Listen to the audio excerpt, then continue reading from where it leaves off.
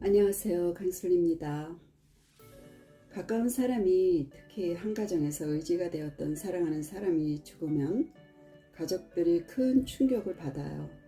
슬픔과 절망, 그리고 두려움과 허망함이 오죠. 죄책감 등의 그런 좋지 않은 감정의 소용돌이에 빠지는 경우가 많아요. 이것은 자신이 겪어보지 않으면 남들이 표현을 해도 모르는 감정들이죠.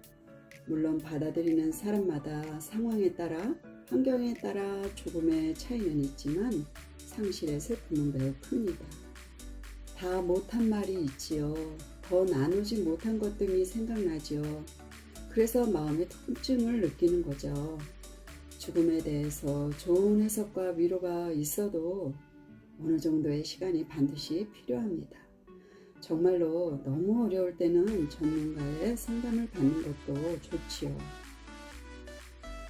저도 불과 일주일 전에 어머니를 상실했습니다. 저는 그 현장에 없었고요. 영상으로만 형제들이 당황하고 슬퍼하고 그런 모습을 보자니 저의 마음에 더욱 외도의 파도를 거칠게 느껴야 했답니다.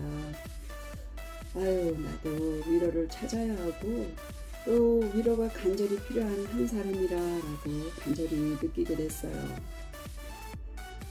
저는 사랑하는 어머니의 죽음을 어떻게 받아들여야 하나, 어떻게 나의 슬픔을 완화시킬까 고민했어요.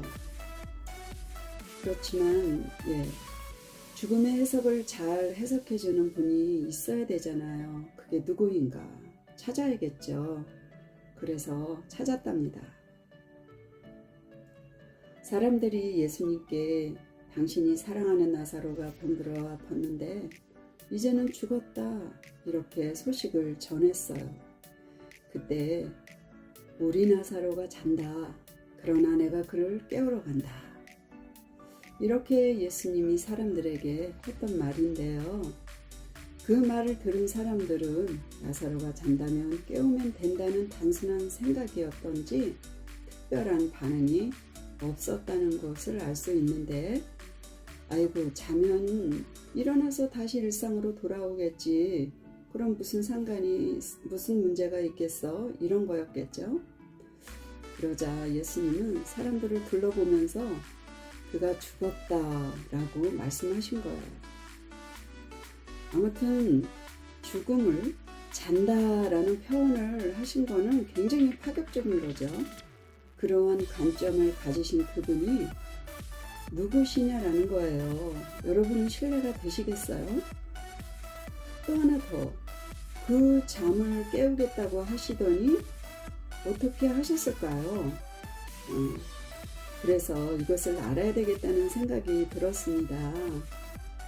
자, 저는 여러분이 복잡하게 생각하도록 하고 싶지 않고요.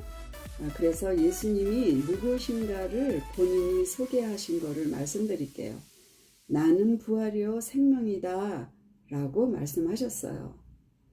자, 그렇다면 일반적으로 우리들의 이해는 부활의 의미란 사람이 죽었다가 되살아나는 것이고, 생명이란 사람이 살아서 숨쉬고 활동할 수 있게 하는 힘이라고 이렇게 옥스포드 사전에서 봐서 알 수는 있어요. 그런데 제가 요즘 몇 번 AI 챗GPT에 들어가서 채팅을 해봤었는데 생명이 뭐냐고도 물어봤어요. AI 말을 요약하자면 철학적, 실존적, 생물학적 의미로 설명할 수 있는데, 그러다 보면 간단하게 definition을 말하기 어렵다. 왜냐하면 사람마다 다른 목적과 성취의 힘의 의미도 있다라는 이런 그 통계적이고 통합적인 말을 하더라고요. 쉽게 말할 수 있는 건 아니에요. 그렇지만 저는요, 여러분들에게 기독교 가치관으로 생명에 대한 생각을 감히 말하려고 해요. 사람은 스스로 살아가는 존재가 아니라 살아있는 모든 것에 생명을 공급한 공급자, 곧 창조자, 생명을 이어가게 하는 주관자, 그 자신의 힘이라고 말해요. 그래서 예수 그리스도는 이 땅에 인간의 죄로 인해 죽을 수밖에 없었던, 즉 한 번 죽는 것은 이미 정해져 있는 사람들의 죄의 값인 죽음을 자신을 바쳐서 한 번의 죽음을 경험하시고 우리를 현존과 이후의 삶까지 연결하신 거예요. 그러기에 예수님은 죽음에 대한 정의를 잔다라고 하시고 그 죽음에 대하여 사람들의 절망을 소망으로 바꾸시는 개입을 하신 거죠.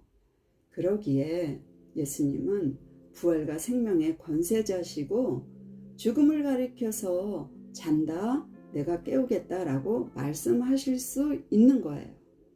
자, 우리는 한 사람이 한 번 태어난 이상 육체적으로는 반드시 죽지요. 그러나 언젠가는 다시 깨어나게 되어 있어요. 다시 깨어날 땐 영과 혼을 지닌 다른 몸으로 깨어나는 거예요. 하나님이 우리를 리콜 하신다는 거죠. 다른 모습으로. 지금 우리로서는 상상할 수 없죠.